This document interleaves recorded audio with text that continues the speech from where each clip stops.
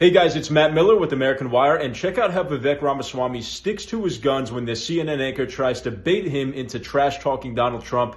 It doesn't work at all, and Vivek destroys him in the end. Watch it right here. So what lessons did you learn about aggressive tactics in debating? Well, look, one of the things I would say is just be yourself and be true to Americans. I think the people of this country are able to snuff through pre-prepared, pre-canned talking points. One of the things I love about President Trump is he's not a guy who just sticks to a script. He's a guy who actually speaks his heart and mind. But one piece of advice I would give him, and I've gotten to know President Trump, especially after I've left the presidential race, is he is actually somebody who deeply cares about national unity. And that does not come across in the media's normal reporting of him.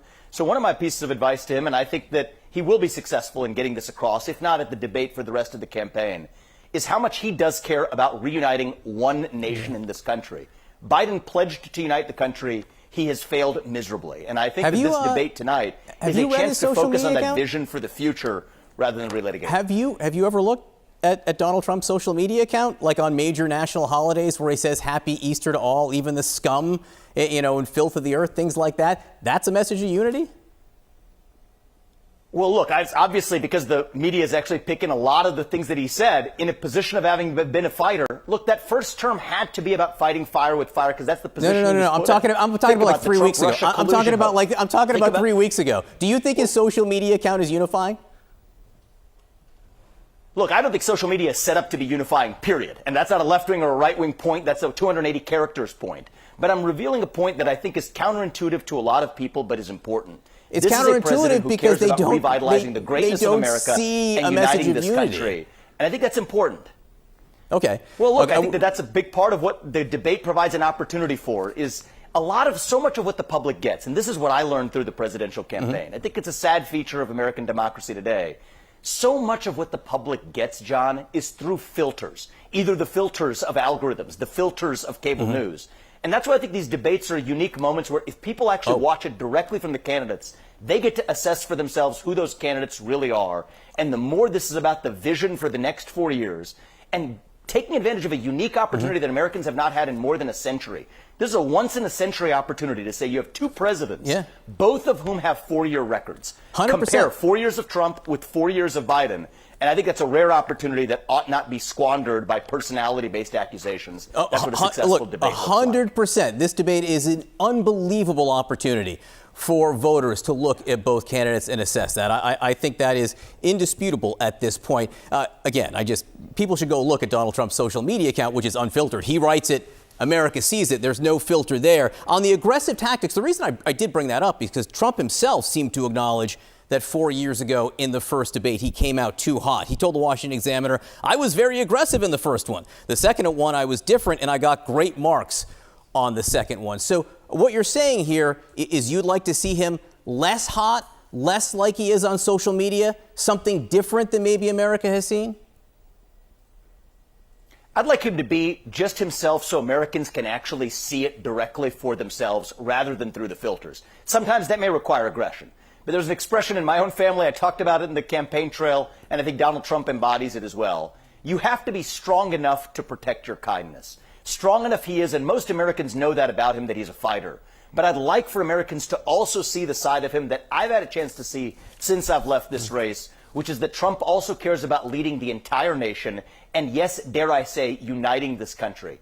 That part I don't think has come across through the filters. I do hope it comes across tomorrow night at the debate. So Vivek didn't let this guy try to drag Donald Trump through the mud, and he stayed on message, which when he was trying to make a point that Donald Trump is actually pro-unity. He's for unifying Americans and against trying to divide us like we see Joe Biden and Obama before him try to do with all their divisive tactics, trying to draw lines between race, lines between gender. Just the radical left is great at that. That's their primary agenda, trying to turn different groups, different demographics against people, the victims against the oppressors. They're always trying to paint everybody in those two boxes. And Trump, and the way that he is divisive is he tries to divide Americans, real Americans, everyday Americans, and the elites in the swamp that are trying to exploit Americans. That's the way that he draws the dividing line. And I think that that is not only a true and honest depiction of the real battle going on in American politics right now, but it's a way that actually does unify most Americans. It's us against the Nancy Pelosi's, the Chuck Schumers, the Bidens, the Clintons, the people who have been paying us lip service forever, but really just want to get us into the next war and feed the military-industrial complex. The people who want to tell us that we're going to go to jail if we don't pay our taxes on time or whatever. Meanwhile, they're insider trading and making millions. And the people that basically are just laughing at us behind our backs as they make rules for us and as they rip us off and they let Americans get ripped off on the world stage in commerce. And Trump comes along and says, enough.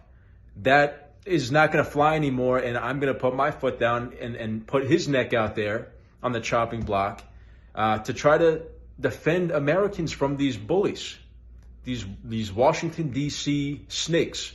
That's really the only way that Donald Trump is truly divisive, and it's good. We need to draw a dividing line between, it's not the right and the left. It's Americans who are trying to make a paycheck. They're trying to feed their families. They're working hard. They want to go to church, or they want to, express themselves however they want.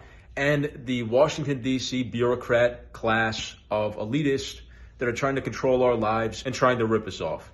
So CNN is also bought and paid for, and it's assigned with the top priority of dividing Americans. And that's why this anchor tried his best to paint Vivek into a corner and get him to try to admit that Donald Trump is divisive because of some tweets that he didn't like the sound of. Who is really divisive, though? Donald Trump tweeting, or CNN, which systematically tries to enrage Americans? And I mean, this is the whole cable news complex. This is what they do. They try to enrage Americans and get them to fight each other, when really the media and the ruling class are the ones who make off with all the money and all the power, and they stay in power as we're fighting each other.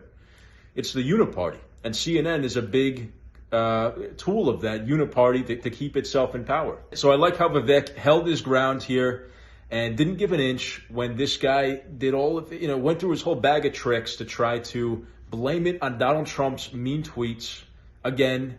I mean, how tired is that? I'm just sick and tired of hearing that, the same old stuff. It's like they refuse to look past a level deeper into their analysis beyond Trump's mean, and he's not presidential, and he's mean all the time, and we don't like him. He doesn't act the way that we think that politicians should act.